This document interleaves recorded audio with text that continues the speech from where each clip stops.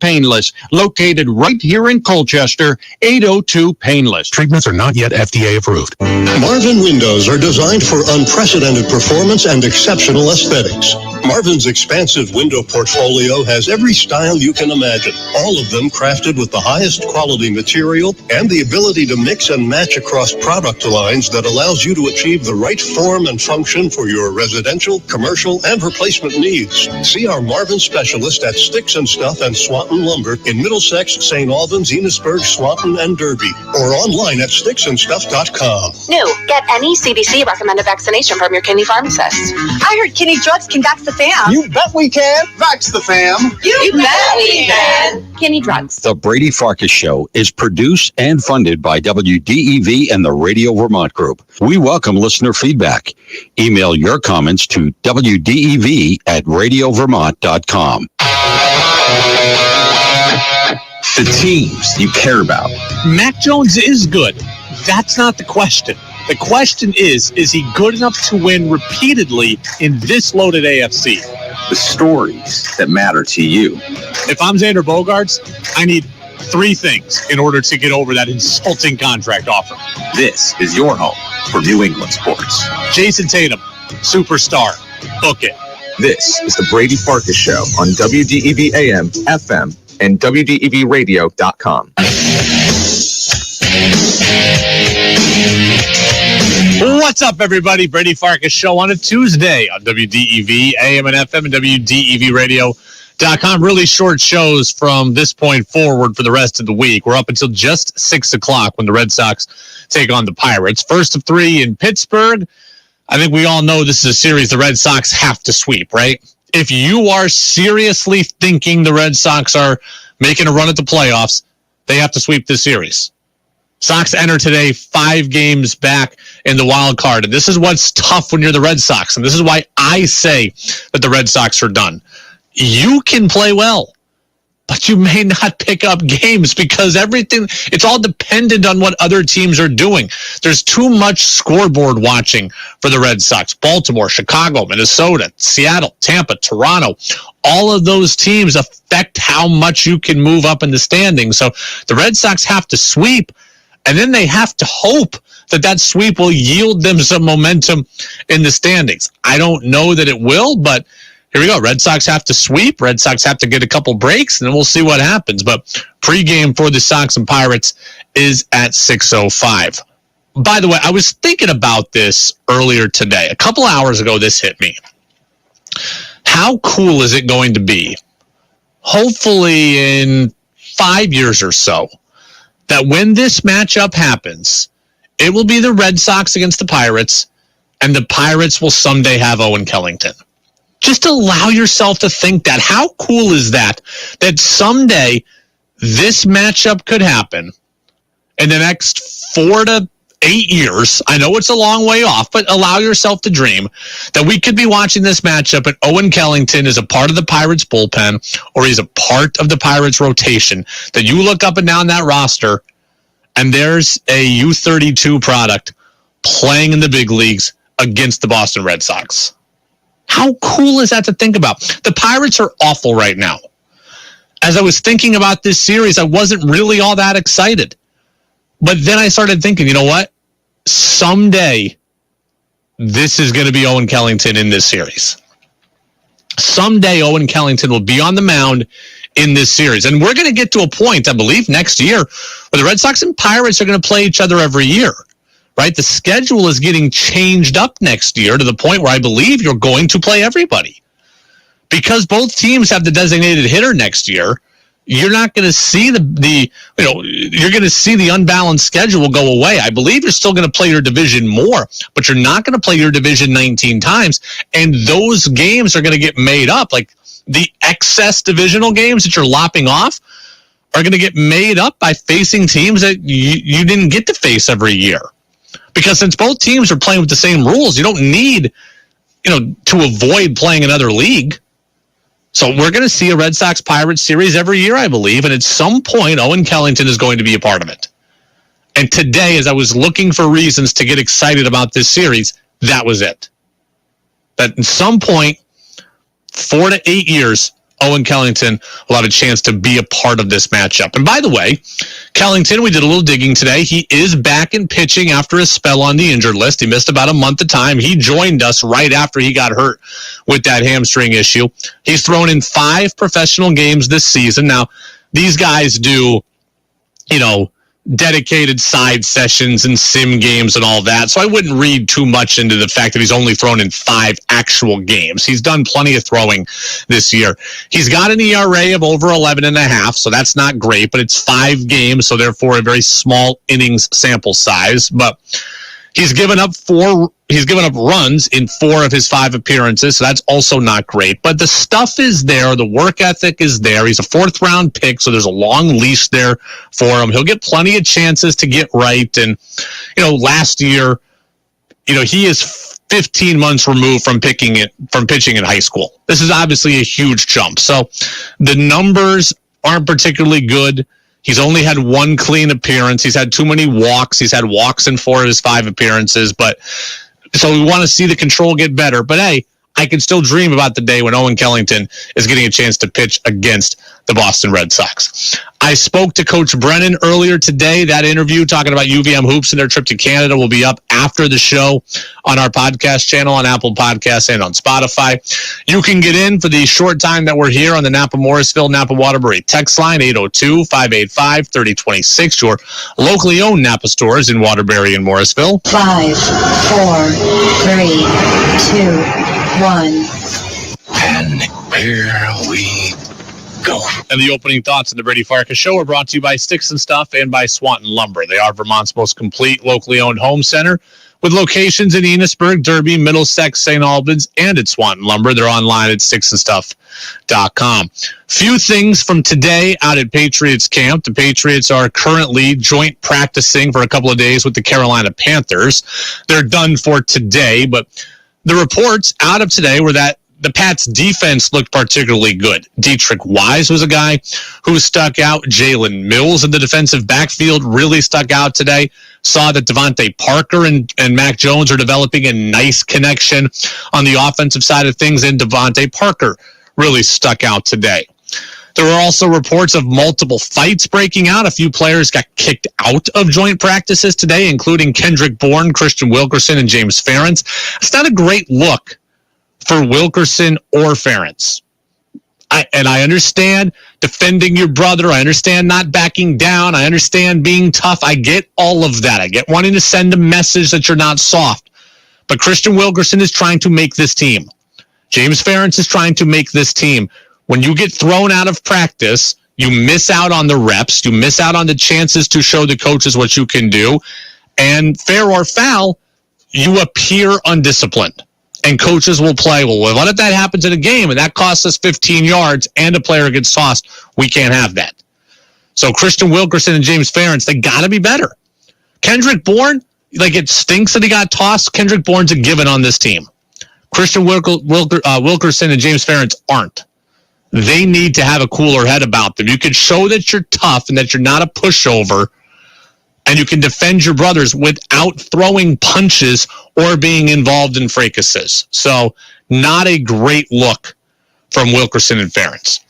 That's the stuff kind of, the non-football stuff. Let's look at a couple of sound bites that came out from yesterday. So leading into these joint practices, Matt Patricia was asked about kind of the Patriots' offensive play calling duties, and here's what he had to say about the whole thing. I mean, honestly, it's just collaborative from that standpoint. We follow Coach Belichick's lead. It's obviously I'm just trying to do my job to the best ability, whatever he asked me to do on any given day. And that's the beauty of it. That's what I love. It's always kind of new and exciting and challenging from that standpoint, but really just, we're all just working together right now, which is the great part about it. So Matt Patricia says that play calling and working with the offense right now is a collaborative thing. And this is my problem. There's 2 problems I have with this approach. One, it's a collaborative process. Mac Jones is hearing how many different voices through the course of practice, through training camp, through game prep.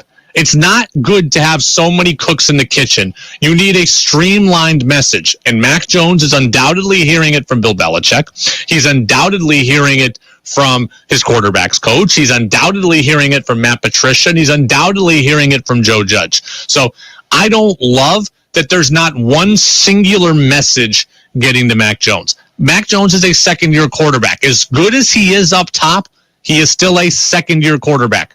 I do not need the waters muddied for him even more than they already are by the course of an NFL season. So I don't love the collaborative approach from that perspective. I've said that before. I also want to go in this direction. Another reason I have a problem with this. Think about your job. If you know how to do everything in a company, that's a very good skill set to have, right? We can all recognize that. Like I think about it at WDEV. I would be the ultimate value piece if I could host the morning news service, the afternoon news service, the Brady Farkas show, if I could fill in on Jazz with George Thomas, if I could do Rick Singeri's show, if I could press all the buttons and if I could fix all the stuff that goes wrong. If I knew how to do everything, that would make me incredibly valuable, would it not? If you can do everything at your job, if you can do everything, that makes you incredibly valuable.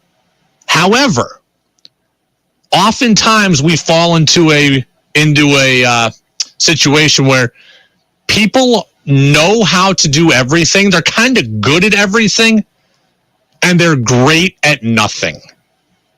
They are great at nothing. And that's the problem. And that's what I don't want to happen here with the Patriots. Matt Patricia strikes me as that guy right now. He is good at everything.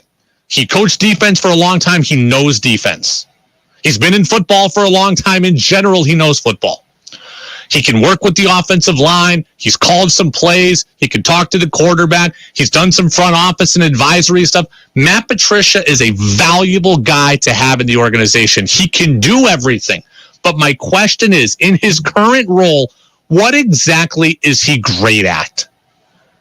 And in the NFL, you've got to have guys that are great at things. It's really hard to win. It's a really high-stakes business. You can't afford to be going 75% at something because you're also going 75% in something else, because at the end of the day, both positions suffer.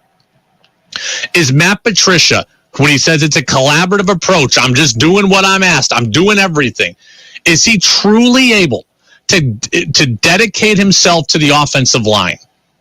No. If he's calling plays and also working with Mac Jones, he's not fully invested in the offensive line. If he's, spending more time with the offensive line, then he's not fully invested in Mac Jones. In the NFL, you need to be great. If I told you that I had a guy who was a wide receiver and he's been half a practice at wide out and half a practice at defensive back, you'd say, hey, that's cool. The guy's valuable. He's versatile. But you know what? He's the fourth or fifth guy on the depth chart at both positions. If he only did one, he'd be second. That's where Matt Patricia's at right now. This collaborative approach, I don't think is great for Mac Jones' long-term development. And this collaborative approach where guys are doing multiple different things is not best for the football team. And that's what we want. There's a reason why not all of them do it, but a lot of head coaches give up calling plays when they get the big job, because they're not able to focus on everything else. If you're calling plays, you can't focus on who's injured. You can't focus on, when are we calling timeout? We can't focus on what package we need to be in.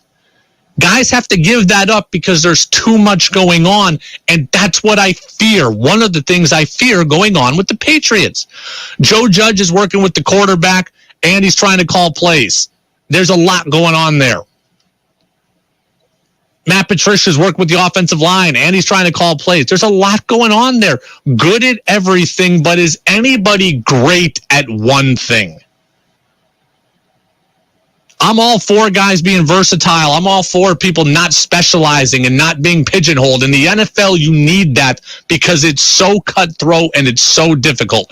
If Matt Patricia is splitting his time between calling plays, working with Mac Jones, and the offensive line, he's invested in both and he's not fully invested in either. And at the end of the day, that hurts the product on the field. And that's just where I stand on that. You've got to make a call. If Matt Patricia's gonna call the plays, then let Matt Patricia call the plays and let him fully immerse himself in that world. And if he's good, then great, we're all better for it. And if he's awful, then we can at least say, hey, we tried, and we move on next year. If it's gonna be Joe Judge, then make it Joe Judge, but make it somebody who can fully dedicate themselves to it. Calling plays is not easy. Calling plays is hard. It needs to be done by somebody who is fully invested in it. And Mac Jones is not getting that right now. Matt Patricia, the guy who's good at everything and not great at one thing, right? Utility infielders are incredibly valuable. Christian Arroyo is incredibly valuable, right? He's good at second base. He's okay at third base. He's okay at shortstop. He's not great at any of them, and that's why he's been a utility player his entire career. You've got to specialize. If you are the Patriots, you've got to come up here with a plan and specialize. It is the Brady Farkas Show on WDEV, AM and FM, and WDEVradio.com. An interesting talking point today from Chris Gasper of NBC Sports Boston. Is Xander Bogaerts checked out? Have the Red Sox pushed him away? We'll discuss that next on the Brady Farkas Show on DEV. Thursday night, the Thunder returns to the nation's site of excitement, Thunder Road, as Vermont Tire and Service presents a double first championship event for the late models, Flying Tigers, Street Stocks, and Road Warriors, plus the kids poster contest. Adult admission $15, kids age 6 to 12 $5, and a family of 4. 2 adults, 2 kids, just $30. Kids 5 and under free. Thursday night, Vermont Tire and Service night at Thunder Road, Quarry Hill, Barrie. Host time 7 o'clock.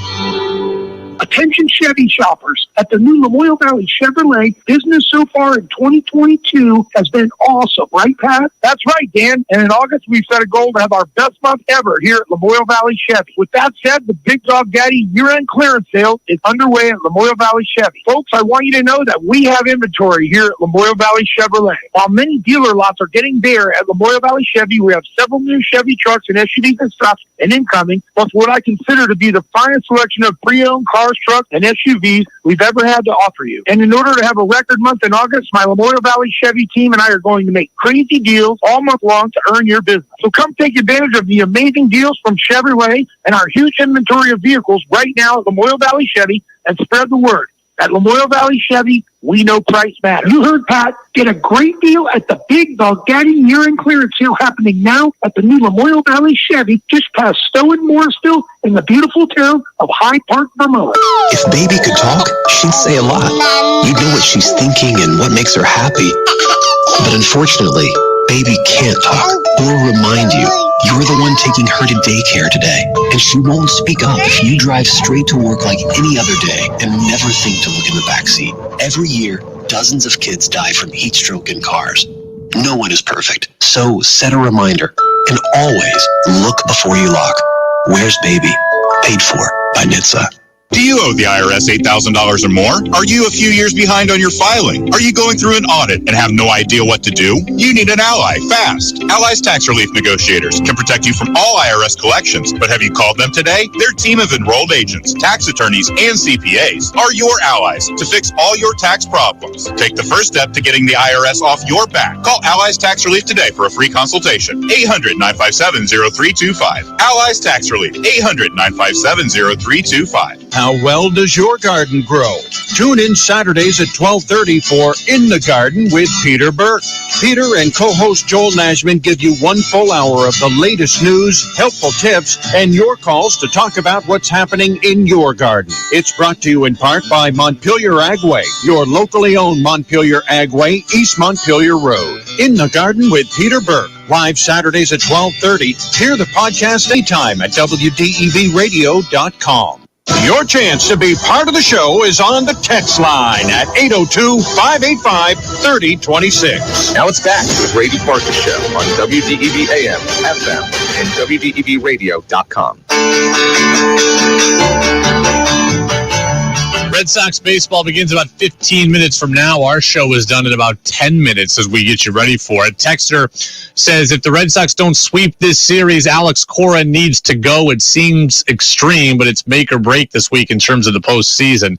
Alex Cora does not need to get fired if the team doesn't sweep. Alex Cora does not need to get fired if the team doesn't make the playoffs. Alex Cora, if this team just kind of finishes out the string on a halfway decent note, Alex Cora is back for me. I mean, if they lost every game from here on out, then Alex Cora can get fired. But by and large, Alex Cora is coming back for me. Let's not overreact here. The Red Sox were a rebuilding team. Last year was the anomaly. This is probably closer to what it should have been. We'll give you the lineups here in a handful of minutes here as the Sox get ready for the Pirates. Interesting commentary from Chris Gasper last night of NBC Sports Boston, who says he thinks that Xander Bogaerts is checked out. Bogaerts is the guy I look at. I feel like they've lost him. I feel like he's demoralized. And I know Buster Olney had a report today that they want to circle back to him at the end of the year. I talked to him at the All-Star game out in L.A. There was the stuff in Houston where he said, he didn't want to comment. He had a bad game the other night and didn't stick around to talk to the media, which is very unlike Xander. I think he's frustrated. I think he's demoralized, and I think they're really chasing him out of town. Xander Bogaerts is as company of guys you're going to get. When I say they pushed him into it, it's not just the trade deadline. Do you remember how dejected he looked in New York at the start of the season after the offer came out? I think it's just been all year long. He's sort of like, what are these guys doing? Where do I fit into it? All right, interesting stuff there from Chris Gasper. A few things. I think there's an element of truth to what Gasper says. Do I think it's fully true? No. But I think there is an element of truth to it. We have discussed this. Xander Bogaerts has said it has been tough for him at times this year. Yes, this is a business, but it's also a business about relationships. And if you are, and in Xander Bogaerts' case, I think he has been, insecure about how your bosses feel about you, if you're looking over your shoulder wondering what's going to happen, it can swallow you up. So I believe in the offseason when the team signs Trevor Story, you're left wondering what it means, and I believe that can affect you. I believe at the beginning of the year when his insulting contract extension offer was fresh, he was likely hurt by that. I believe as the team scuffles and you kind of turn to some more individualistic stuff, I do believe this stuff has been on his mind at various points this year. I don't think it's been so dominant in his mind that the Red Sox have lost him. I think there have been times where Xander Bogaerts has been distracted, but I don't think he's been permanently ruined by these goings on with the front office. I don't believe that. I don't think that the Red Sox have lost Xander Bogaerts. I don't believe that. I do believe there are times where he has let this get to him. Some guys can play like that, and some guys can't. Aaron Judge was able to play like that. Right? This year, Aaron Judge has 45 home runs and 100 RBIs or whatever. He's been able to play not knowing how the organization feels about him, to a degree. Or do they not value him as much as he values himself? Xander Bogaerts has struggled with that, but I don't think that he's permanently checked out. But there is an element of truth to what Gasper is saying. Two, I think it's important to note that Xander Bogaerts isn't just having a one-off year. If he was having a one-off year, I think it would be easy to say, oh yeah, the Red Sox put him in the tank mentally. But what we're seeing is actually part of a bigger trend with Xander Bogaerts. And I would still sign him. Knowing what I'm about to tell you, I would still sign Xander Bogaerts long-term. I think it is important, though, to note what's going on. Like, you're being too generous if you're just letting him off the hook and saying, the Red Sox have played with his head. I'll discount the COVID year because it was only 60 games. Xander Bogaerts hit 33 home runs in 2019. He hit 23 in 2021. 10 home run decrease. He's got 9 home runs this year. He'll be lucky if he gets to 15 for the season. His power has decreased every year. His slugging percentage, kind of a function of power, has also dropped over each of those last 3 full seasons. So it's not just, the Red Sox have gotten in his head and therefore he can't play good. He has been a different player each of the last 3 full seasons. That has nothing to do long term. Like these 3-year issues, these are not just a product of the Red Sox front office. So the contract is an issue. His standing hasn't helped his play, but look at the bigger trend, and this is a bigger trend that Chaim Bloom and company are undoubtedly looking at as they think about his future. I would still sign Xander Bogaerts to a $150, $165 million deal. I would. And if he hits 18 home runs but hits 310 and drives in 95, I think it will be warranted. But you can't. So I'd still do it even with the trend I just told you, but look at the trend. Don't just write off this year and say, the Red Sox messed him up. I don't think Xander Bogaerts is washed up, but I don't think that and I don't think it's fair to say that the team just screwed him up. All right, let's see here. Any other text? Napa Morrisville, Napa Waterbury text line. I think Xander is a goner. The Red Sox didn't trade him in order to keep him. They didn't trade him so they could kind of compete for a wild card spot and keep the team relevant in media. I never bought that. I could maybe get on board with the Red Sox keeping him to not get blistered by the fans. That I could maybe get on board with. I think the Red Sox are going to go back to Xander Bogaerts with another offer. I don't know if it's going to be insulting again. I don't know if it's going to be too low. I don't know if it's going to be a 3-year deal or a 7-year deal. But I think they'll go back to him one more time. I think the Red Sox will go to him, and they will have at least the appearance that they tried. I think they kept him to not have the natives be restless, so they could still be on the fringes of the wild card race and make the end of the year interesting. And I think that they also want to present him one more offer. I hope that presented offer is fair. I don't know that it will be, but I hope that it will be. As far as I am concerned, the Red Sox need to make 3 big moves this offseason. Okay? If you're looking for my offseason plan, here it is. The Red Sox need to make 3 big moves. One of those big moves is re-sign Rafael Devers. You have to re-sign Devers. He needs to be in this lineup for a decade. He needs to anchor the middle of it. He needs to hit for power, hit for average. He'll make all the hitters better around him. Rafael Devers is one of the 3 big moves that is non-negotiable as far as I'm concerned.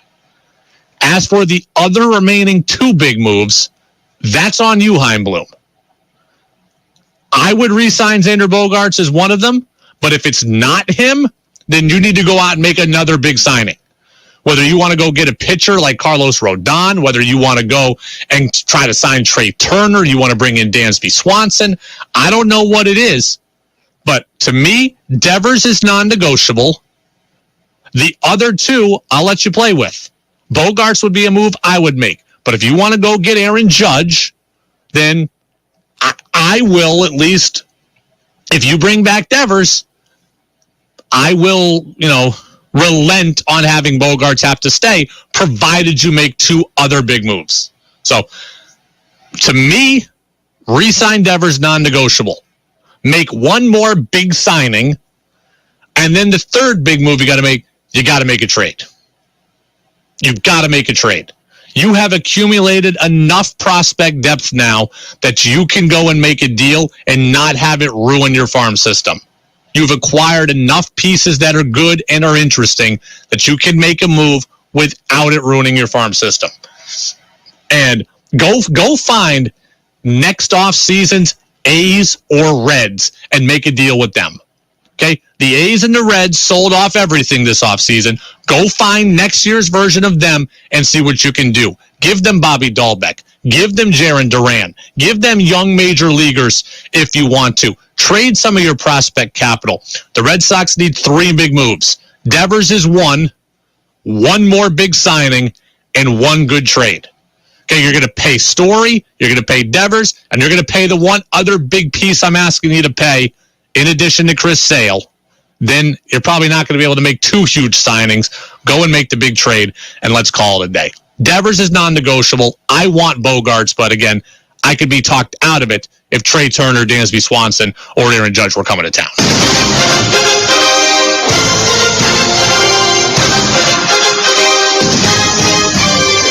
Nick Pivetta against Mitch Keller is the pitching matchup. Tucupita Marcano leads off in left for Pittsburgh. Kevin Newman's at second. Brian Reynolds in center. Ben Gamel's the DH. Kevin Padlow's at first. O'Neal Cruz is the shortstop. Rodolfo Castro's at third. Bing Madris is in right. And Jason DeLay is the catcher. Red Sox lineup is not officially out yet. We know this. Xander Bogaerts is not playing today. Kike Hernandez is back, and he will play shortstop. We'll talk to you tomorrow, everybody. Tom Carrot of Nesson. You'll hear from him in one way or another. Red Sox baseball is next on WDEV, AM and FM, and WDEVradio.com. This is WDEV, Vermont's news station, owned and operated by the Radio Vermont Group. From the top